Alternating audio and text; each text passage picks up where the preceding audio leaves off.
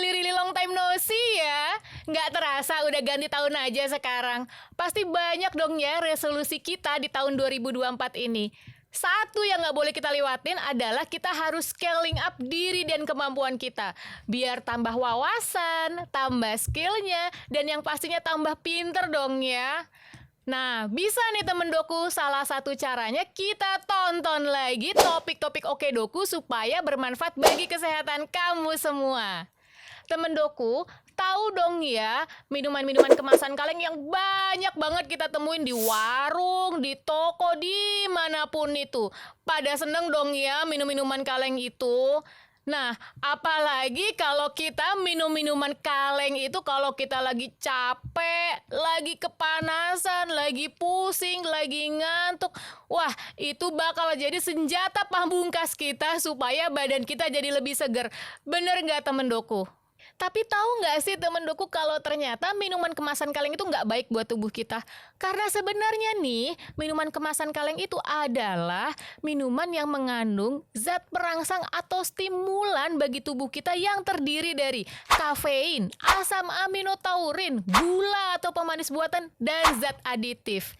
Dan teman-teman doku, apa sih yang ngebuat setelah kita minum minuman itu badan jadi langsung seger lagi, jadi nggak ngantuk, jadi berenergi? Karena kebanyakan kandungan dari minuman-minuman itu adalah kafein. Kafein itu apa sih?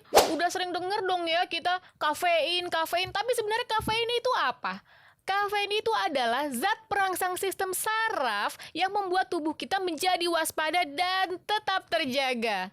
Kadar kafein di minuman kemasan kaleng itu ternyata tinggi banget loh teman doku, yaitu 160 sampai 300 mg.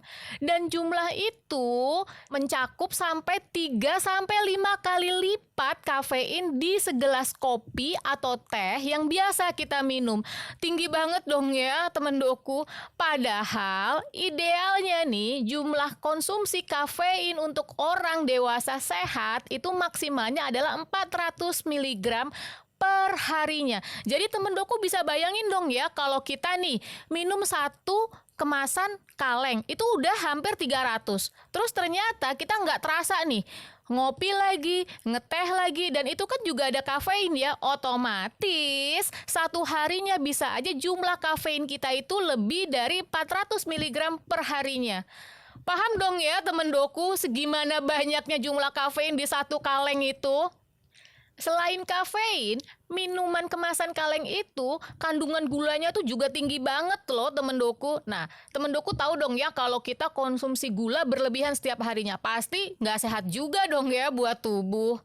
Nah, terus gimana dong nih bahayanya kalau kita udah terlanjur kebiasaan konsumsi minum kemasan kaleng tiap hari? Akibatnya apa sih? Coba nih temen doku, kita udah kecanduan, udah kebiasaan nih minum kemasan kaleng, terus tiba-tiba diberhentiin.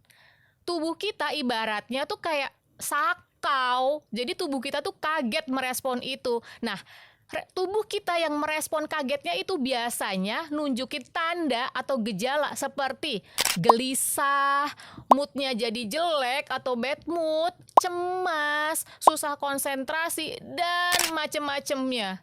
Kelebihan kafein di tubuh kita itu kan nggak baik ya temen doku. Nah, tubuh akan merespon nih kalau tubuh kita kelebihan kafein. Tandanya apa sih?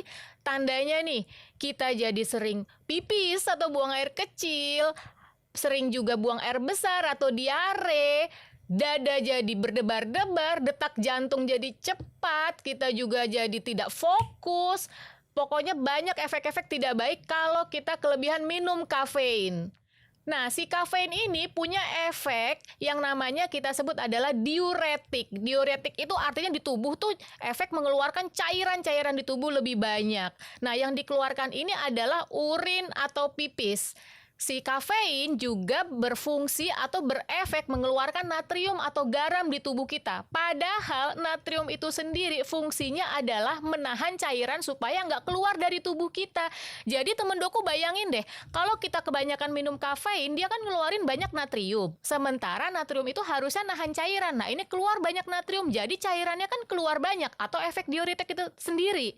Jadi tubuh kita beresiko kena yang namanya dehidrasi. Bahaya bahaya dong ya. Makanya kalau kita kebanyakan minum kopi atau kafein, temen Doku ngerasain nggak sih kalau kita jadi sering aus atau jadi sering pipis? Nah, itu salah satu tanda dan akibat kalau tubuh kita kelebihan kafein.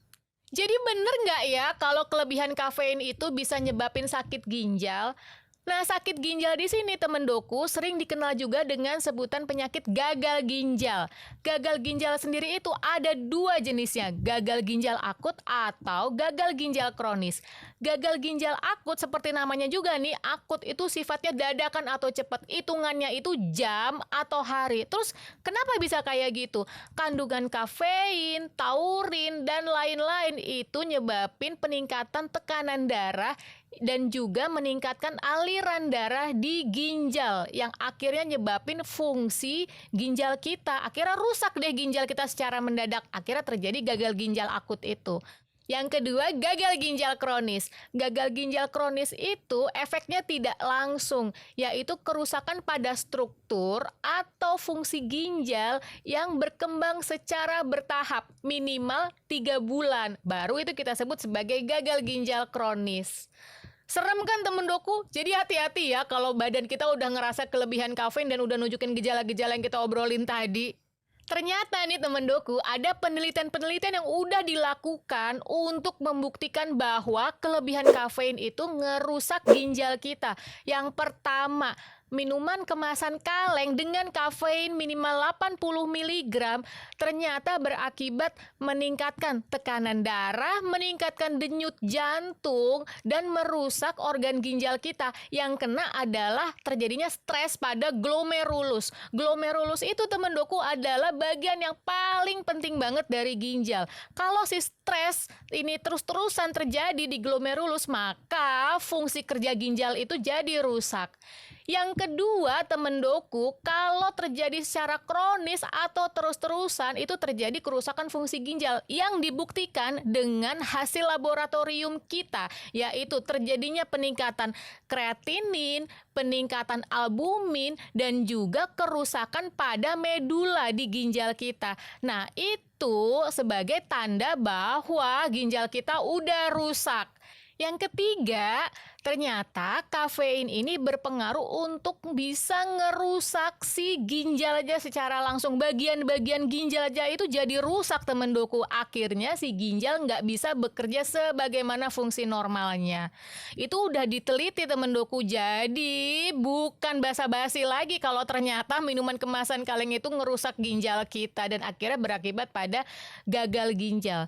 Dan ternyata nih temen Doku, ada penelitian tahun 2022 di kota Solo, di sebuah rumah sakit pemerintah di kota Solo, yang membuktikan bahwa penderita sakit ginjal atau gagal ginjal itu nggak nyadar kalau mereka kena sakit ginjal sebelum memasuki stadium gagal ginjal kronis. Jadi, yuk temen Doku, kita mulai lebih aware lagi sama badan kita. Kapan sih badan kita mulai komplain kalau udah mendeteksi gejala kelebihan kafein? Mulai hidup lebih sehat lagi, mulai menjaga pola hidup yang lebih seimbang antara makan, kerja, olahraga, dan harus istirahat yang cukup. Jangan kerja, ujung-ujungnya sakit. Kan percuma banget ya gitu. Jadi benar-benar harus dijaga banget kesehatannya nih temen Doku. Oke deh temen Doku, semoga pembahasan kita barusan bermanfaat ya. Dan jangan lupa dong ya temen Doku untuk support kita terus dengan cara komen, like, dan share. Oh iya, boleh juga nih kalian tulis pertanyaan atau topik apa yang pengen kalian kita bahas untuk Oke Doku selanjutnya. Ditunggu ya. Oke Doku, makin sehat, makin hebat. See ya!